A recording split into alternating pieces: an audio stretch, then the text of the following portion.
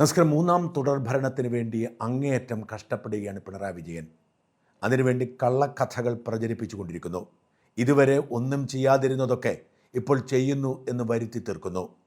മുഖ്യമന്ത്രിയും അദ്ദേഹത്തിൻ്റെ PR സംഘവും മാത്രമല്ല, മന്ത്രിമാരും സോഷ്യൽ മീഡിയയിലെ കമ്മി അടിമക്കൂട്ടങ്ങളുമൊക്കെ ബുദ്ധിജീവികളുടെ സഹായത്തോടെ ഇന്ന് വരെ കാണിച്ച വൃത്തികേടുകളെല്ലാം മറച്ചു വയ്ക്കാൻ പച്ചക്കള്ളങ്ങൾ പ്രചരിപ്പിച്ച് ജനങ്ങളുടെ ഇച്ഛാശക്തിയെ ഹൈജാക്ക് ചെയ്യാൻ ശ്രമിക്കുന്നു.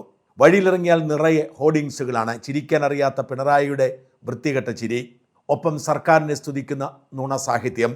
KSRTC ബസിൻ്റെ 3 വശത്തും പച്ചക്കള്ളങ്ങൾ എഴുതി പിടിപ്പിച്ചിരിക്കുന്നു. ചാനലുകളെ മുഴുവൻ വിലക്കെടുത്തിരിക്കുന്നു.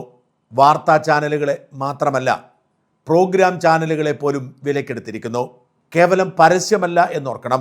പരിപാടികൾക്കിടയിൽ സർക്കാരിനെ സ്തുതിക്കുന്ന ഭാഗങ്ങൾ, സർക്കാരിൻ്റെ നേട്ടങ്ങൾ, മാറിയ കേരളത്തെക്കുറിച്ചുള്ള അതിശയകരമായ നുണക്കഥകളൊക്കെ സീരിയൽ കഥാപാത്രങ്ങൾ സംസാരിക്കുകയാണ്. ഇതെല്ലാം നമ്മുടെ ഖജനാവിലെ പണമെടുത്ത് നമ്മുടെ നികുതി പണത്തിൽ നിന്നാണെന്ന് ഓർക്കണം. അക്ഷരാർത്ഥത്തിൽ ജനങ്ങളെ വഞ്ചിക്കുകയാണ്. പരസ്യമാണെന്ന് തോന്നാത്ത വിധത്തിൽ നുണ പറഞ്ഞും പണം കൊടുത്ത് മാധ്യമങ്ങളെ വിലയ്ക്ക് വാങ്ങി തേരോട്ടം നടത്തുന്നു. നുണയുടെ തേരോട്ടം. മാധ്യമങ്ങൾക്ക് ഇത്രയധികം പണം കിട്ടുന്നതുകൊണ്ട് സർക്കാരിനെതിരെ പറയാൻ ഭയമാണ്. പല സത്യങ്ങളും അവർ മറച്ചു വയ്ക്കുന്നു. പക്ഷേ ഇതൊന്നും ദുരിതമനുഭവിച്ച ജനത്തിന് പരിഹാരമാവുന്നില്ല. അവർ ഈ സർക്കാരിനെതിരെ, ഈ നേതാവിനെതിരെ ഇറങ്ങി പുറപ്പെട്ടു കഴിഞ്ഞു. പ്രതിപക്ഷ നേതാവ് VD സതീശൻ്റെ സമ്മേളനത്തിന് കിട്ടുന്ന സ്വീകാര്യത അതിനുദാഹരണമാണ്. ഈ നാട്ടിൽ നീതിക്ക് വേണ്ടി അലയുന്ന മനുഷ്യർ VD സതീശൻ്റെ ഉറപ്പിൽ സമരം അവസാനിപ്പിക്കുന്നു. കാസർഗോഡ് വെള്ളരിക്കുണ്ടും കോട്ടയം ഈരാറ്റുപേട്ടയിലും സമരം നടത്തിയിരുന്ന കർഷകർ പ്രതിപക്ഷ നേതാവ് VD സതീശൻ വാക്കുകൊടുത്തതിന് പേരിൽ സമരം നിർത്തി. ബാർ ലൈസൻസുകളുടെ പേരിൽ സമരം നടത്തിയ മദ്യനിരോധന സമിതിക്കാർ VD സതീശൻ്റെ വാക്ക് വിശ്വസിച്ച് സമരം നിർത്തി. എന്ന് വെച്ചാൽ ജനങ്ങൾക്ക് വിശ്വാസം സർക്കാരിനെ അല്ല, പ്രതിപക്ഷത്തെയാണ് എന്നാണ് അവസ്ഥ. ഇത് മനസ്സിലാക്കാതിരിക്കാൻ മാധ്യമങ്ങളുടെ പിന്തുണയോടെ നുണവ്യാപാരം കൊഴുപ്പിക്കുകയാണ്. എന്നാൽ 2018 മുതൽ ഭഗവാൻ അയ്യപ്പനെ ഇല്ലാതാക്കാൻ ശ്രമിച്ച പിണറായിയെ ഇതിനൊക്കെ മറുപടി പറയിപ്പിച്ചിട്ട് മടങ്ങാൻ അനുവദിക്കൂ എന്ന വാശിയിൽ അയ്യപ്പൻ രംഗത്തിറങ്ങിയതോടെ തൊട്ടതെല്ലാം കുളമായിക്കൊണ്ടിരിക്കുന്നു. ശബരിമലയിലെ മോഷണത്തിൻ്റെ കാര്യമെടുക്കുക. ഒരു വിധത്തിലാണ് തന്ത്രിയെ അറസ്റ്റ് ചെയ്ത് ജയിലിലടച്ച് തടി തപ്പാൻ സഖാക്കൾ ശ്രമിച്ചത്. തന്ത്രിയായിരുന്നു ഇതിൻ്റെ സൂത്രധാരൻ എന്ന നിലയിലേക്ക് അവർ കഥ മെനഞ്ഞു. 41 ദിവസം തന്ത്രിയെ ജയിലിലടച്ചു. തെളിവിൻ്റെ ഒരു കണിക പോലും ഇല്ലാതെയാണോ തന്ത്രിയെ അറസ്റ്റ് ചെയ്തത് എന്ന് ചോദിച്ച് വിചാരണ കോടതി ജാമ്യം കൊടുത്ത് തന്ത്രിയെ വീട്ടിലേക്ക് വിട്ടു. സർക്കാർ അക്ഷരാർത്ഥത്തിൽ പെട്ടുപോയി. തന്ത്രി കള്ളനാണ് എന്ന് പാർട്ടി ആവർത്തിക്കുന്നതല്ലാതെ, മന്ത്രിമാർ ആവർത്തിക്കുന്നതല്ലാതെ എന്ത് കള്ളത്തരം കാണിച്ചു എന്ന് ചൂണ്ടിക്കാട്ടാൻ ഇവർക്കാർക്കും കഴിയുന്നില്ല. ദേവസ്വം ബോർഡ് ഔദ്യോഗികമായി തീരുമാനിച്ച് പരസ്യമായി തന്ത്രിക്ക് കൈമാറിയ കൊടിമരത്തിലെ വാജിവാഹനത്തിന് പേര് പറഞ്ഞാണ് ഇപ്പോൾ അപമാനിക്കാൻ ശ്രമിക്കുന്നത്. തന്ത്രിയെ ബോധപൂർവം കുടുക്കിയെന്ന് ജനങ്ങൾ വിശ്വസിക്കുന്ന സാഹചര്യമുണ്ടായി. തന്ത്രി ആവട്ടെ 41 ദിവസം ജയിലിൽ കിടന്ന് യാതന അനുഭവിച്ച് ആരോഗ്യം നഷ്ടപ്പെട്ട് മാനസികമായും ശാരീരികമായും തളർന്ന് ആവശ്യത്തിന് ചികിത്സ പോലും കിട്ടാതെ വീട്ടിലെ ഇരുട്ടുമുറിയിൽ ഒറ്റപ്പെട്ട് കഴിയുന്നു. തന്ത്രിയുടെ ഈ ദുരവസ്ഥയുടെ ഉത്തരവാദിത്വം ഈ സർക്കാരിനാണ് എന്ന് ബോധ്യമായതോടെ എങ്ങനെയെങ്കിലും തടിയൂരാനുള്ള ശ്രമത്തിലാണ്. പ്രത്യേക അന്വേഷണ സംഘം തന്ത്രിക്ക് ജാമ്യം കൊടുത്തതിനെതിരെ ഹൈക്കോടതിയെ സമീപിക്കാൻ ആലോചിക്കുന്നു. സർക്കാർ കടുത്ത സമ്മർദ്ദത്തിലാണ്. എന്നാൽ ഹൈക്കോടതിയിലേക്ക് പോയാൽ ജസ്റ്റിസ് A ബദറുദ്ദീൻ്റെ ബെഞ്ചിലാണ് കേസെത്തുക. ജസ്റ്റിസ് ബദറുദ്ദീൻ ഇതിനു മുൻപ് തന്നെ ഈ അന്വേഷണ സംഘത്തെ കുറ്റപ്പെടുത്തിയിട്ടുണ്ട്. അതുകൊണ്ട് തന്നെ ആ ബെഞ്ചിലേക്ക് പോകാൻ അന്വേഷണ സംഘത്തിന് പേടിയാണ്. അന്വേഷണ സംഘത്തിൽ വിശ്വാസം പരസ്യമായി പ്രകടിപ്പിച്ച, കേസിന് മേൽനോട്ടം വഹിക്കുന്ന ദേവസ്വം ബെഞ്ചിൽ എത്തിക്കാനാണ് ഇപ്പോൾ ഈ അന്വേഷണ സംഘം ശ്രമിക്കുന്നത്. എന്നാൽ അതെങ്ങനെ സാധിക്കും എന്നതിനെക്കുറിച്ചൊരു നിശ്ചയവുമില്ല. അതുകൊണ്ട് തന്നെ തന്ത്രിക്ക് ജാമ്യം അനുവദിച്ച കേസിനെതിരെ അപ്പീലിന് പോവാതെ ആ വിധിയിലെ പ്രത്യേക അന്വേഷണ സംഘത്തിനെതിരെയുള്ള പരാമർശങ്ങൾ നീക്കിത്തരണമെന്നാവശ്യപ്പെട്ട് ദേവസ്വം ബെഞ്ചിനെ സമീപിക്കാനാണ് നിയമോപദേശം തേടുന്നത്. അതും സാങ്കേതികമായി ശരിയാവുമോ എന്നറിയില്ല. പക്ഷേ സർക്കാർ വെപ്രാളത്തിലാണ്.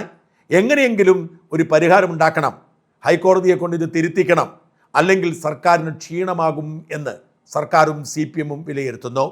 നോക്കൂ, തന്ത്രിയെ അറസ്റ്റ് ചെയ്ത് CPIM പണി ചോദിച്ചു വാങ്ങിയത് എങ്ങനെയാണെന്ന്. ഇതേ അവസ്ഥ തന്നെയാണ് ആഗോള അയ്യപ്പ സംഗമത്തിലും സംഭവിച്ചിരിക്കുന്നത്. ആഗോള അയ്യപ്പ സംഗമത്തിൽ ചെലവാക്കിയ തുകയെക്കുറിച്ച് ഇപ്പോഴും ഒരു നിശ്ചയവുമില്ല. ദേവസ്വം ബോർഡിൻ്റെ തനത് ഫണ്ടിൽ നിന്നും എടുത്ത 2 കോടി രൂപ ഇനിയും തിരിച്ചു കൊടുക്കാനുണ്ട്. ഹൈക്കോടതി ഈ കേസ് പരിഗണിക്കുമ്പോൾ ഉണ്ടാവുന്ന ശകാരം സർക്കാരിനെയും പാർട്ടിയെയും ആശങ്കപ്പെടുത്തുന്നു. ദേവസ്വം മന്ത്രിയും സഹകരണ മന്ത്രിയും ഒരാളാണ്. ദേവസ്വം വകുപ്പുമായി ബന്ധപ്പെട്ട് ചോദ്യം ചോദിച്ചപ്പോൾ മന്ത്രി വി എൻ വാസവൻ നിയമസഭയിൽ പറഞ്ഞത് 1 കോടി രൂപ കേരള ബാങ്ക് സ്പോൺസർ ചെയ്തെന്നാണ്. എന്നാൽ സഹകരണ വകുപ്പ് മന്ത്രി എന്ന നിലയിൽ ആ ചോദ്യം ചോദിച്ചപ്പോൾ അതേ മന്ത്രി തന്നെ പറയുന്നു കേരള ബാങ്ക് സ്പോൺസർ ചെയ്തിട്ടില്ലെന്ന്. എന്ന് വെച്ചാൽ എന്തു പറഞ്ഞാലും വിനയാകുന്ന അവസ്ഥയിലേക്ക് എത്തുന്നു CPM-ൻ്റെ ഇപ്പോഴത്തെ അവസ്ഥ. അയ്യപ്പ സംഗമത്തിൻ്റെ പേരിൽ ദുർച്ചെലവുകൾ, ഇല്ലാത്ത കണക്കുകൾ, ഇതെല്ലാം സർക്കാരിൻ്റെ ഉറക്കം കെടുത്തുകയാണ്. സർക്കാരിൻ്റെ നേട്ടങ്ങൾ ലോകത്തറിയിക്കാൻ വേണ്ടി ലക്ഷക്കണക്കിന് മനുഷ്യർക്ക് ഇപ്പോൾ വാട്സാപ്പ് സന്ദേശങ്ങൾ അയച്ചുകൊണ്ടിരിക്കുകയാണ്. അതും പുലിവാലായി മാറിക്കൊണ്ടിരിക്കുന്നു. വാട്സാപ്പ് സന്ദേശങ്ങൾ നിയമവിരുദ്ധമായി അയക്കുന്നു. ക്ഷേമ പെൻഷൻ കിട്ടിയവർക്ക്, ഏതെങ്കിലും തരത്തിൽ സർക്കാരിൻ്റെ ആനുകൂല്യങ്ങൾ കൈപ്പറ്റിയവർ, ലൈഫ് മിഷൻ ആണെങ്കിലും എന്തെങ്കിലും ആനുകൂല്യങ്ങൾ കിട്ടിയവർക്കൊക്കെ സന്ദേശം അയക്കുന്നു. അതോടൊപ്പം തന്നെയാണ് സ്പാർക്ക് എന്ന സർക്കാർ സോഫ്റ്റ്വെയറിൽ നിന്നും വിവരങ്ങൾ ശേഖരിച്ച് എല്ലാവർക്കും സന്ദേശം അയക്കുന്നത്. കൂടാതെ സംരംഭകർക്ക് GST വിശദാംശങ്ങൾ ശേഖരിച്ച് മെസ്സേജ് അയക്കും. ഇത് നിയമവിരുദ്ധമാണ്. ഒരു വ്യക്തിയുടെ സ്വകാര്യതയ്ക്ക് മേലുള്ള കടന്നുകയറ്റമാണ്. അതും കരാർ അടിസ്ഥാനത്തിൽ ഏർപ്പെടുത്തിയിരിക്കുന്ന സ്വകാര്യ വ്യക്തികൾ സർക്കാർ ഡാറ്റ കൈകാര്യം ചെയ്യുന്നതിനെതിരെ ഇപ്പോൾ കേസായിട്ടുണ്ട്. സർക്കാരിൻ്റെ പ്രചരണത്തിന് വേണ്ടി വ്യക്തിഗത വിവരങ്ങൾ ദുരുപയോഗിക്കുന്നത് വലിയ തിരിച്ചടിയായി മാറാനുള്ള സാധ്യതയാണ് വിലയിരുത്തപ്പെടുന്നത്. ഇതിനിടയിൽ സിസ്റ്റം തകരാർ പതിവാകുന്നു. ആശുപത്രികളിൽ മരുന്നില്ല. ആശുപത്രി കെട്ടിടങ്ങൾ ഇടിഞ്ഞു വീഴുന്നു. ആശുപത്രികളിൽ ശസ്ത്രക്രിയയ്ക്ക് ചെല്ലുന്ന രോഗികൾ മരുന്നും ശസ്ത്രക്രിയ ഉപകരണങ്ങളും വാങ്ങിക്കൊണ്ടു പോകണം. സർക്കാർ ഡോക്ടർമാർ അഴിമതിക്കാരാവുന്നു.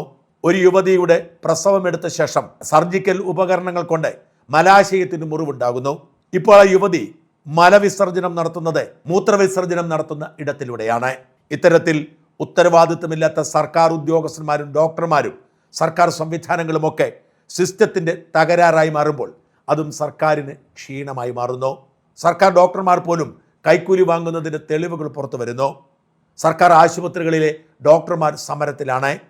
അവരുടെ ശമ്പള കുടിശ്ശിക ചോദിച്ച് സമരം നടത്തുന്നു. മുഖ്യമന്ത്രിയെ കണ്ട് ഇന്നലെ അവരുടെ ബുദ്ധിമുട്ട് ബോധ്യപ്പെടുത്തിയിട്ടും മുഖ്യമന്ത്രി പറഞ്ഞു എനിക്കൊന്നും ചെയ്യാനില്ല മന്ത്രി ബാലഗോപാലിനെ കാണാൻ. ബാലഗോപാൽ പറഞ്ഞു ഒരു പരിഹാരവുമില്ല. സർക്കാർ ഡോക്ടർമാർ സമരം ചെയ്തിട്ട് സർക്കാർ തിരിഞ്ഞു നോക്കുന്നില്ല. ഇതിനൊപ്പമാണ് UNAയുടെ നേതൃത്വത്തിലുള്ള നേഴ്സുമാർ സമരം പ്രഖ്യാപിച്ചിരിക്കുന്നത്. 4-ാം തീയതി മുതൽ അനിശ്ചിതകാല സമരത്തിന് ഇറങ്ങുമ്പോൾ ആശുപത്രികൾ സ്തംഭിക്കും. അങ്ങനെ എല്ലാ അർത്ഥത്തിലും സിസ്റ്റവും തകരാറിലായിരിക്കുന്നു. എത്ര പുട്ടിയിട്ട് മുഖം മിനുക്കാൻ ശ്രമിച്ചിട്ടും എല്ലാം കുളമാകുന്ന അവസ്ഥ. ഭഗവാനെ ചൊറിഞ്ഞ് പണി വാങ്ങിയ പിണറായിക്ക് പണി പൂർത്തിയാക്കാതെ മടങ്ങാൻ കഴിയാത്ത അവസ്ഥ.